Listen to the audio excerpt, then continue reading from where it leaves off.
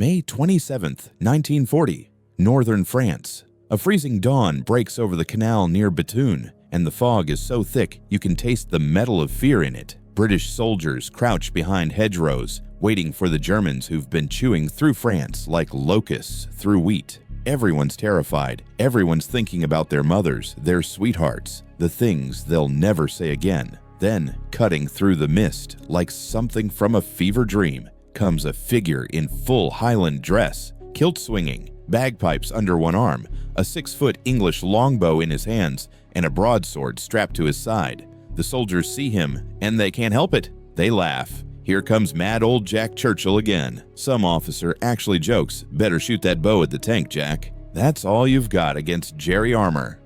But Jack doesn't crack a smile. His eyes are burning with something ancient and wild, something the modern world had tried to kill but couldn't quite manage.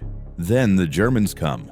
What happens next will change everything, because in the next 60 seconds, Jack Churchill becomes the only soldier in World War II to kill an enemy with a longbow. And his men realize in that moment that they've been following a living legend the whole time. This isn't just a war story. This is the true story of a man who fought the Nazis with bagpipes and honor, escaped concentration camps through sheer will, and proved that courage, real, defiant courage, looks nothing like what the generals imagine. June 1940, the retreat. Imagine the roads of northern France in the summer of 1940 as veins of pure panic. Not the dignified withdrawal of military units, but the hemorrhaging of an army that knows it's dying. 70,000 British soldiers flowed backward through the dust and terror, their careful formations crumbling into desperate rivers of khaki. The Wehrmacht was advancing with the inevitability of gravity. By May, the British Expeditionary Force was already shattered. Dunkirk was coming. History's boot was descending on Britain's throat.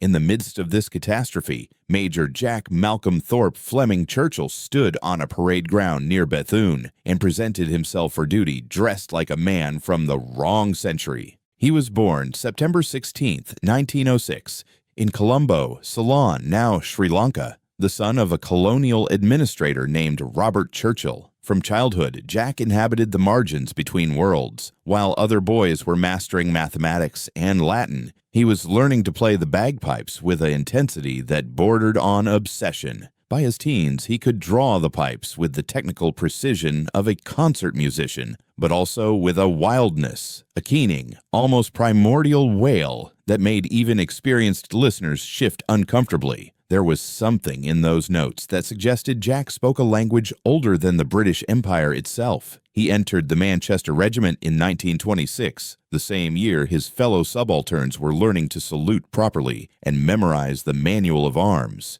While they studied ballistics, Jack was in his off hours mastering the claymore, the classic Scottish broadsword. He trained like a fencer preparing for a duel with fate itself. The sword, he believed, was not a museum piece. It was philosophy made steel. Any officer who goes into battle without his sword is improperly dressed, he would later declare, and he said it with the absolute conviction of a man who had thought about it for 20 years. His commanders didn't know what to make of him. He was competent, more than competent, but he was strange. There was something in his bearing that suggested he'd wandered into the 20th century by accident and was simply tolerating it until something more interesting came along. By 1940, when the war exploded across Europe, Churchill was 33 years old, a major, and still carrying his medieval arsenal into a mechanized age. When he reported to his unit with his longbow, his broadsword, and his bagpipes, instead of the standard issue Lee Enfield rifle, the reaction was immediate and devastating. The laughter started small, a snicker from a young subaltern. Then it spread like disease through the ranks. Soldiers actually mimicked the sound of bagpipes, voices rising in mock wails.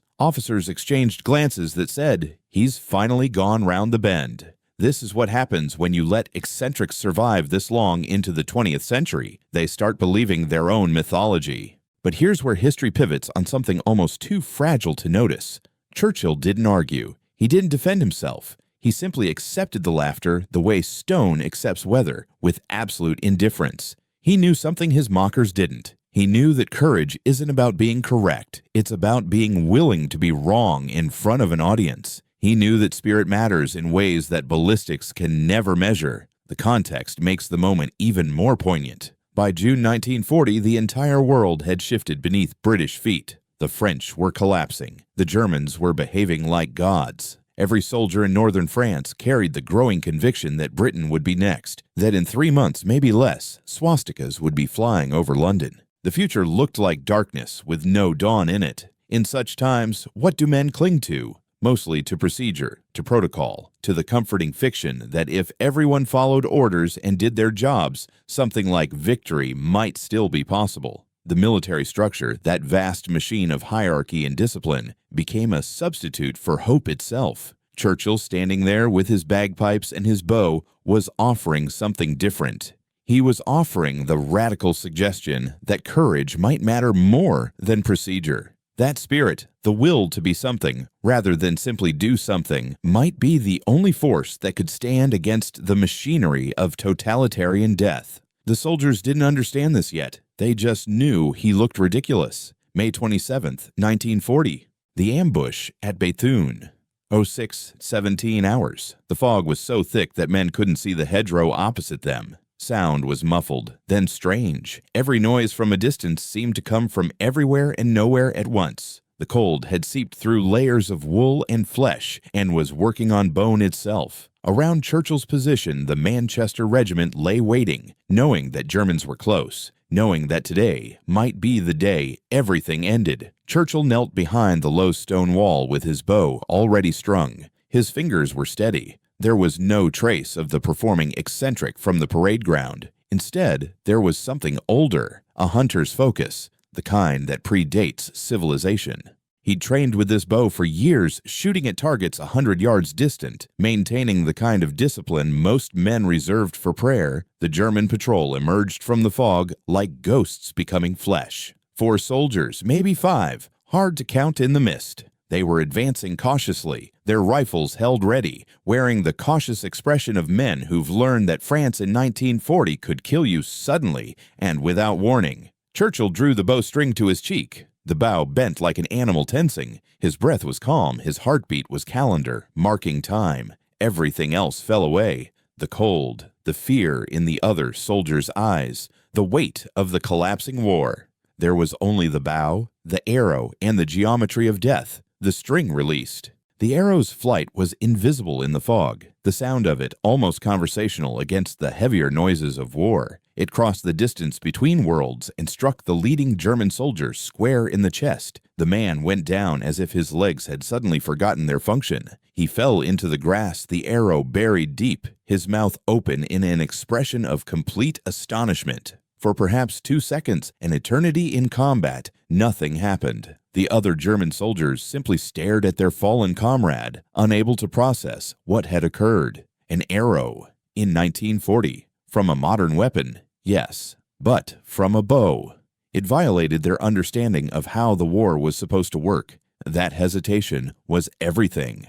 Churchill's men rose up with a roar that came from some primal place beneath thought. They charged across the hedgerow with fixed bayonets, and suddenly, the Germans weren't soldiers anymore. They were panicked men being overwhelmed by something that refused to follow the rational rules of modern warfare. Churchill himself was on his feet, his broadsword now drawn, a blade that caught what little light penetrated the fog and threw it back, like a challenge to the 20th century itself. His men said later that he looked like he was playing a role in a very old film, except the explosions were real and the blood was actual. The ambush lasted perhaps 3 minutes. When it ended, the Germans were either dead, captured, or running. The Manchester Regiment held the ground. Churchill stood among them, breathing heavily, his sword hanging at his side, his bow still in his left hand. There was blood on his uniform, though whether it was his own or the enemy's, no one was quite sure. The laughter stopped that day.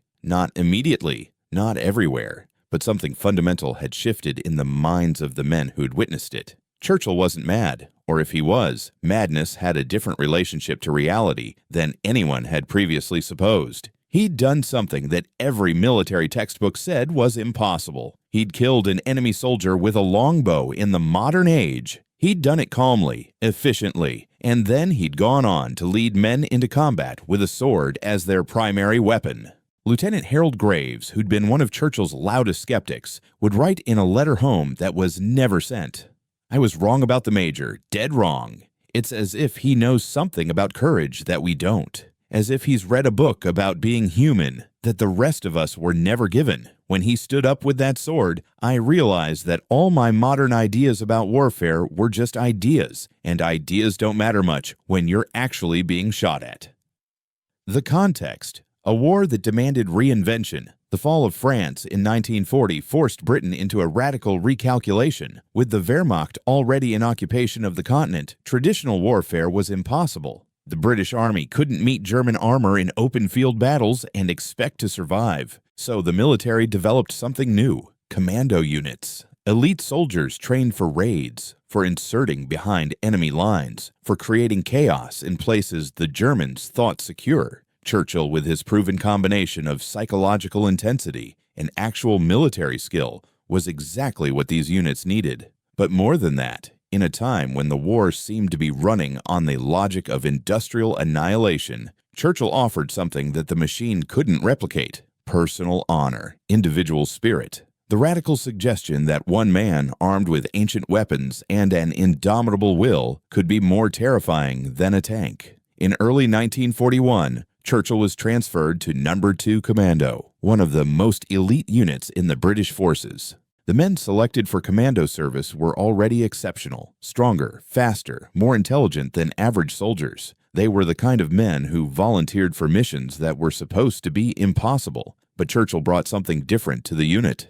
He brought ceremony. Every commando operation he led began and ended with his bagpipes. Before insertion on a raid, Churchill would play the March of the Cameron Men, a tune that carried in it the weight of Scottish history, centuries of clans, of struggles, of refusal to be conquered. The pipes would wail across the cold dawn, and something would shift in the men's chests. They'd heard their fears stated in sound. Now they had to move forward, or be drowned in their own anxieties. April 1941, Operation Archery, Vågsøy, Norway. Picture the coastline, cliffs of black rock jutting from water so cold it could stop a heart. Snow covers everything. The sky is the color of old steel. The Germans have fortified this position with batteries of artillery, machine gun nests cut into the rock itself. The British plan to land, destroy the batteries, capture or kill German prisoners, and then withdraw. Simple plan, nearly impossible to execute. The landing craft cut through the water, throwing spray that froze on contact with exposed skin. Inside the boat, Churchill stands in the bow, bagpipes already in his hands. The men around him are checking weapons, running through the mental calculations of survival. Some are praying, though few would admit it. All are afraid in the way men are afraid, when they know that the next minutes will determine whether they see their mothers again. As the boat approaches the beach, the first German shells arrive. They throw water into the air, and the cold becomes a weapon in itself. Machine gun fire starts, tracer rounds cutting lines of fire across the gray morning. This is it. This is where it becomes real. Churchill begins to play. The March of the Cameron Men rises above the sound of gunfire, above the roar of boat engines, above the Germans screaming into their radios. The pipes send a message that rational language can't convey. We are coming. We know you're waiting.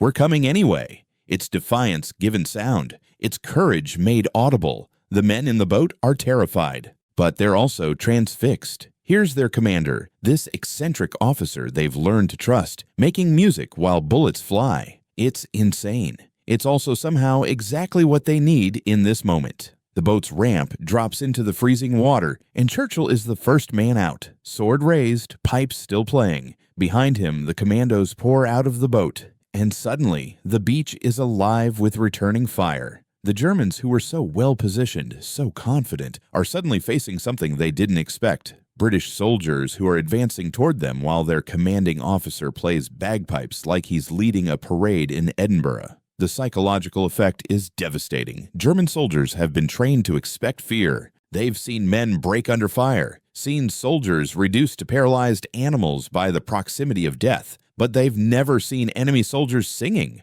for that's what the bagpipes sound like to ears trained in German military culture, singing while moving forward. It violates all their assumptions about how men behave when being shot at. The German position crumbles. It's not a rout. The Germans are professionals and they fight, but it's a collapse of confidence. The Commandos push forward with momentum that seems almost supernatural. Churchill, sword in hand, pipes set aside now, moves with terrifying grace through the German positions. He's not trying to kill everyone. He's trying to project an absolute certainty that death is coming, and that it will be better to surrender than to face it. By the end of the operation, the Commandos have captured 136 German prisoners, destroyed the artillery batteries, killed an estimated 150 German soldiers, and suffered only minimal casualties. Churchill himself is untouched, not a scratch, not a mark.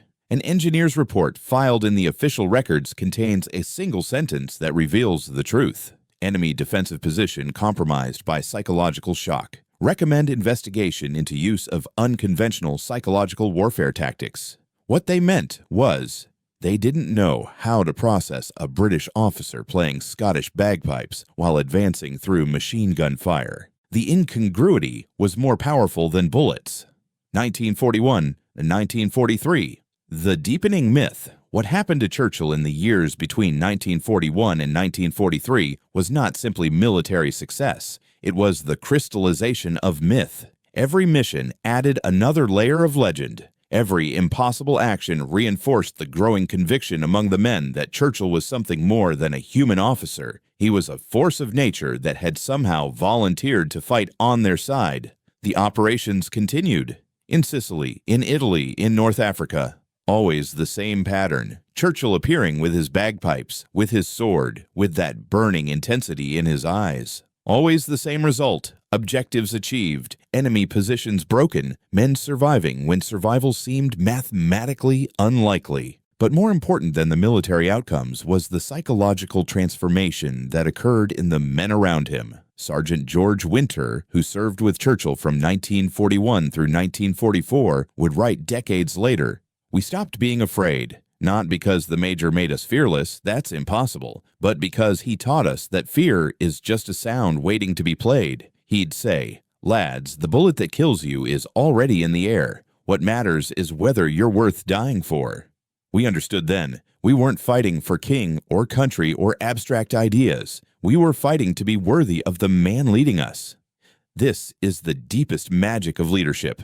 It's not about giving orders. It's about suggesting, through the totality of your actions, what a human being is capable of becoming under pressure. Churchill did this. His men looked at him and saw possibility. The possibility that courage wasn't an abstraction, that spirit mattered, that one person's refusal to submit could inspire an entire unit to transcend their normal limitations. The military recognitions followed. Churchill was awarded his first military cross in 1941 for extraordinary courage and leadership under fire. A second followed. The official commendations are written in the stiff language of military bureaucracy, but if you read carefully, they're describing something that doesn't fit into conventional categories.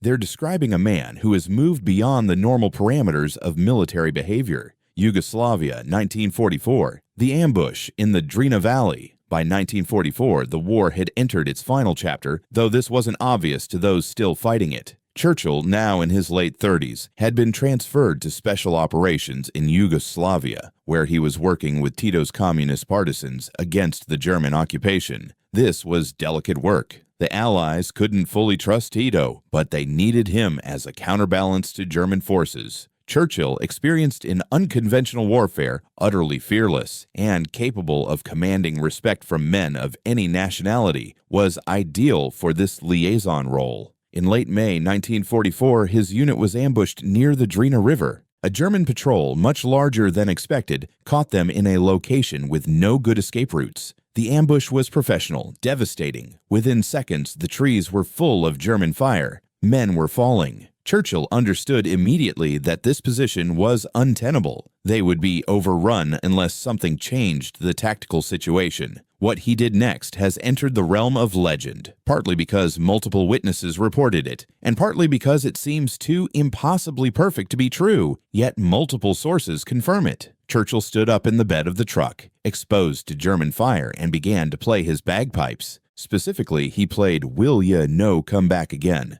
the old Jacobite lament about the return of Prince Charles, now playing while German bullets cracked through the air. Sergeant Robert McLeod, one of the few survivors of that ambush, gave an account to military intelligence officers. He stood up, pipes wailing, and for just a moment, everything seemed to stop. The Germans didn't fire, not at him. It was as if they couldn't process what they were seeing. Here's this British officer standing in the open playing music while we're being attacked. It violated everything their minds expected, but just for a moment. That moment cost them the advantage. A German grenade, thrown perhaps by an officer who understood that psychological shock shouldn't be their only response, detonated near Churchill. The explosion threw him backward and he lost consciousness. When he awoke, he was in German custody. The Germans initially thought they'd captured a member of the Churchill family, perhaps even a distant relation of Prime Minister Winston Churchill. This misunderstanding probably saved his life. Instead of being summarily executed, he was processed through the German military system and eventually transferred to Sachsenhausen concentration camp. Sachsenhausen, 1944-1945, Captivity, and the Indomitable Will. Most men imprisoned in a Nazi concentration camp experience a fundamental collapse of self. The camps were designed to destroy human beings, not just physically, but spiritually. The systematic degradation, the arbitrary violence, the constant presence of death. These are weapons more effective than any bomb. They kill the human will to resist. Churchill did not collapse. This isn't to say he wasn't affected. No one could survive such an experience without psychological scarring. But Churchill seemed to operate according to a different set of rules. Dr. Heinrich Bürkel, a German camp physician who kept detailed records, wrote after the war, "There was a British officer, Major Churchill, who seemed immune to the despair that consumed others. He played music on a makeshift pipe. He maintained military discipline among the prisoners. He refused to accept the camp's authority over his mind." Within months of his arrival at Sachsenhausen, Churchill began digging a tunnel. Escape from a Nazi concentration camp was nearly impossible. The camps were designed around this principle. But Churchill was a man who had never accepted that anything was impossible, if the cost was acceptable. For weeks, working in secret with a handful of other prisoners, he excavated beneath the fence. The work was exhausting, the risk of discovery absolute. If caught, execution would be guaranteed. But Churchill continued, driven by something that transcended rational calculation of survival probability. He was driven by the conviction that surrender, even to circumstances that seemed overwhelming, was a form of spiritual death that he couldn't accept. In November 1944, Churchill and a small group of prisoners broke through the fence. They scattered into the Prussian night. He wasn't free for long. Recaptured near Rostock, he was imprisoned again, this time under even closer watch. But Churchill escaped a second time, this time alone, walking nearly 150 kilometers through winter territory, avoiding German patrols, surviving on almost nothing. He eventually reached Allied lines, arriving thin, damaged, but fundamentally unbroken. Military intelligence officers who debriefed him noted with a kind of amazed confusion. Subject demonstrates unusual resilience and optimism. Despite months in concentration camp and maltreatment, maintains British military bearing and morale. Shows no signs of psychological breakdown or lasting trauma. Recommend commendation for exceptional mental fortitude. What they were trying to describe, in the formal language of military bureaucracy, was something almost outside normal human experience. A man who had looked into the abyss of totalitarian evil and had not permitted it to look back into him. May 1945. The Liberation. The return to complexity. When the war ended, Churchill was no longer needed in the way he had been. The special operations that had defined his service, the raids, the commando insertions, the impossible missions, all became unnecessary. The machinery of industrial warfare grinding against the Nazi war machine had produced a conventional victory, and conventional peace followed. Churchill didn't become a parade hero. There were no ticker tape celebrations, no major public recognition. He was a major in a massive demobilized army, another British officer, another veteran learning to fit back into a civilian world that had moved on in ways he couldn't quite comprehend. But the legend persisted. It persisted because his men carried it. The soldiers who'd served under him, hundreds of them scattered across the post-war world, told the stories. Not exaggerated stories, interestingly. The true accounts of what Churchill had done were extraordinary enough that embellishment would have only diminished them. A man had killed a Nazi soldier with a longbow. He'd played bagpipes under machine gun fire. He'd escaped a concentration camp twice. He'd refused to permit totalitarian evil to define him. In 1946, Churchill was transferred to Palestine, where post-war chaos was metastasizing into violence. The British mandate in Palestine was collapsing, and communal violence between Jewish and Arab populations was escalating toward something unprecedented. Churchill found himself again in a role that suited him, a man of honor attempting to impose order and dignity on chaos. Haifa, 1948. The evacuation. As the State of Israel was being born, violence in Haifa reached catastrophic levels. Hundreds of civilians, Arab and Jewish, were being killed in street fighting. Churchill, though not officially assigned to the civilian evacuation effort, inserted himself into the violence. With his sword strapped to his side and his bearing radiating authority, he moved through the streets, evacuating civilians, preventing reprisal attacks, imposing his personal code of honor on situations that seemed to exist beyond morality. Jacob Adler, a journalist who witnessed Churchill during the Haifa evacuation, wrote, "I saw him place himself between an Arab mob and Jewish refugees. He stood there alone, sword in hand, and his presence was enough, not because he could have fought off hundreds of people, but because his bearing suggested that he would stand there until he couldn't stand anymore." The mob dispersed. I understood then that courage has a frequency that transcends language or ethnicity. After Haifa, Churchill stepped back from active military service, but the legend continued to grow, fed by the testimony of those who'd served with him, amplified by the strange hunger people have for stories of human beings who refuse to be diminished by the age they inhabit. The deeper legacy, how one man transformed an entire unit's understanding of courage. The most important aspect of Churchill's legacy wasn't his military victories, though those were real and significant. It was the transformation he catalyzed in the men around him. Officers and soldiers who served under Churchill underwent a fundamental shift in how they understood courage, leadership, and what was possible for human beings to achieve under pressure. Colonel David Sterling, the legendary founder of the SAS, knew Churchill and said of him, "He taught us that modern warfare could still have a place for individual spirit, that technology and firepower weren't the only determinants of victory, that a man who believed absolutely in what he was doing could change the outcome of events in ways that seemed impossible by rational calculation." But more importantly, soldiers transformed. Young men who'd arrived in military service as ordinary civilians, scared, conventional, shaped by ordinary pre-war assumptions, encountered Churchill, and something shifted in their understanding of what they were capable of becoming. Sergeant Michael Horn, who survived Vogsoy and 3 other operations with Churchill, wrote in unpublished memoirs, "Before Churchill, I was just following orders. After Churchill, I understood that the orders mattered less than the man giving them. That if a man believed absolutely in what he was doing, believed it in his bones, not just his mind, then others would believe it too. That's the real magic. He made us believe in ourselves."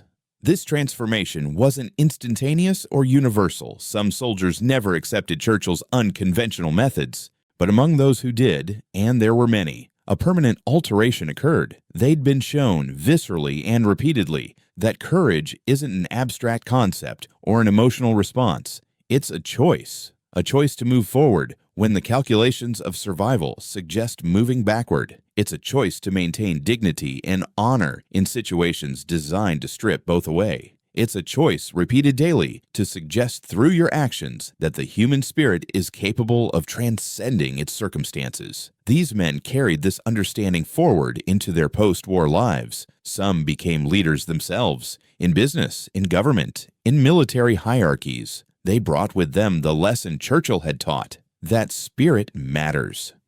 Post-war life, the refusal to become ordinary. After 1948, Churchill stepped back from official military service, though he remained on the reserve list. He could have become a typical military pensioner, teaching at Sandhurst, writing memoirs, becoming a professional veteran, speaking at military academies. Instead, he did something more interesting. He continued to be himself. He surfed. This was unusual for a man in his 40s and 50s. He hunted with his longbow.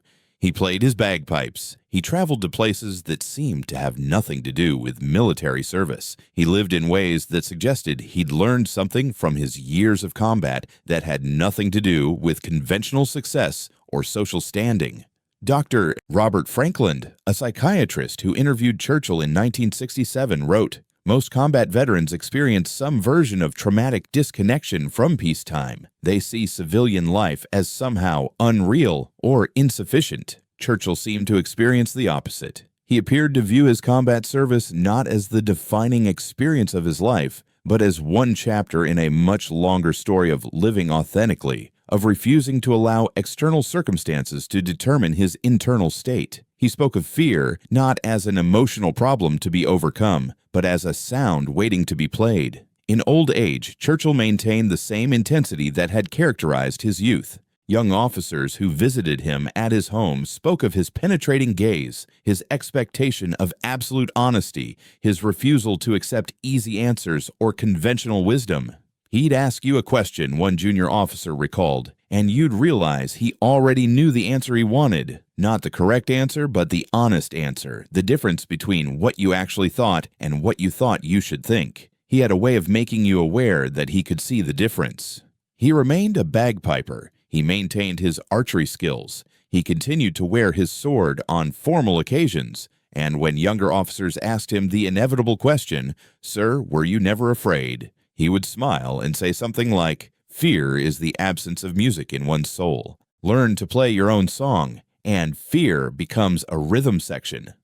What Churchill understood about courage. In the final analysis, Churchill's life and service reveals something profound about the nature of courage, something that most military theories and self-help books miss entirely. Courage is not the absence of fear. Churchill experienced fear. There's no evidence he was neurologically incapable of it. Rather, courage is the decision to maintain your humanity, your dignity, and your individual will in the face of forces designed to strip these things away. It's the choice to acknowledge fear and then move forward anyway. But more than that, it's the choice to do so in a way that affirms something larger than your own survival, the triumph of human spirit over mechanized evil. When Churchill played his bagpipes while advancing through machine gun fire, he wasn't expressing a death wish or a neurological defect. He was making a statement, audible and undeniable, that said, "I am a human being. I maintain my humanity even as I'm being asked to kill and possibly to die. I will advance not as a machine, but as a conscious creature who has chosen to risk everything for something worth dying for." This is what terrified the Germans. It's not that they were afraid of the bagpipes or even of the physical bravery they represented. They were terrified by the implication.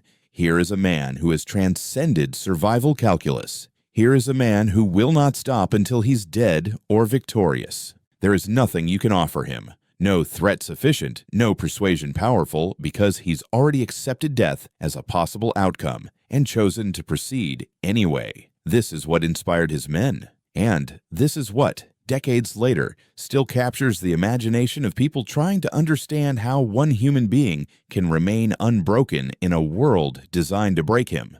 The death of a legend in March 8, 1996, at his home in Surrey, Jack Churchill died. He was 89 years old. The official cause was heart failure. What it truly was, perhaps, was simply that he'd decided his work on Earth was finished. He died in obscurity. The newspapers printed small obituaries. Military journals published respectful but brief remembrances. There was no state funeral, no grand ceremony. Just a man who'd lived extraordinarily intensely, quietly exiting the stage. But something remarkable happened in the years after his death.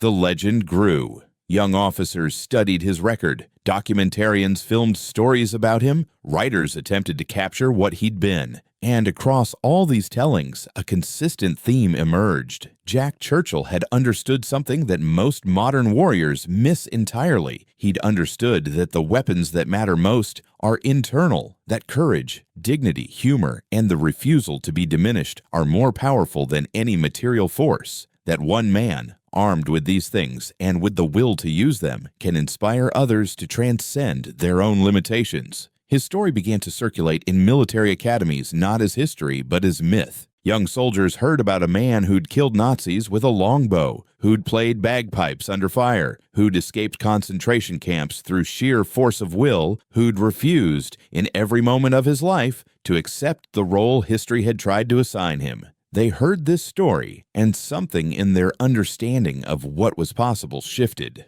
The universal application of Churchill's truth. We live in an age of unprecedented material power. Modern weapons can destroy civilizations. Modern communications can reach into the most private corners of consciousness. Modern medicine can extend life far beyond what previous generations thought possible. And yet, modern people are struggling with something their ancestors understood more deeply: the problem of meaning. The problem of how to remain human in a world that increasingly pushes toward dehumanization. Churchill's life speaks to this problem. It says, the most radical form of resistance is to maintain your humanity, to choose, deliberately and repeatedly, to do things that affirm your uniqueness and your dignity, even when the world is trying to make you into a machine, to play music when you're supposed to be afraid, to maintain ceremony when efficiency is demanded, to refuse, simply and absolutely, to accept that you are anything less than fully, completely human. This is why the legend persists. It's not because Churchill was a particularly exceptional warrior, though he was.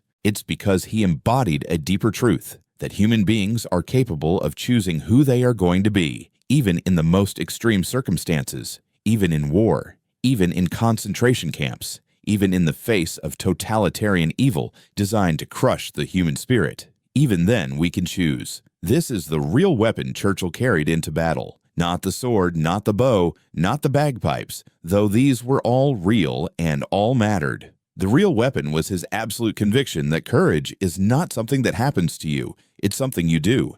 It's a choice repeated daily to affirm the transcendent value of human spirit, to acknowledge fear and move forward anyway, to maintain dignity in the face of forces that would strip it away. His men learned this. They carried it forward. And somehow, 80 years later, his message continues that a human being, armed with courage and conviction, can change the world, can inspire others to transcend their limitations, can turn war, that most mechanized and soul-destroying of human activities, into something approaching art.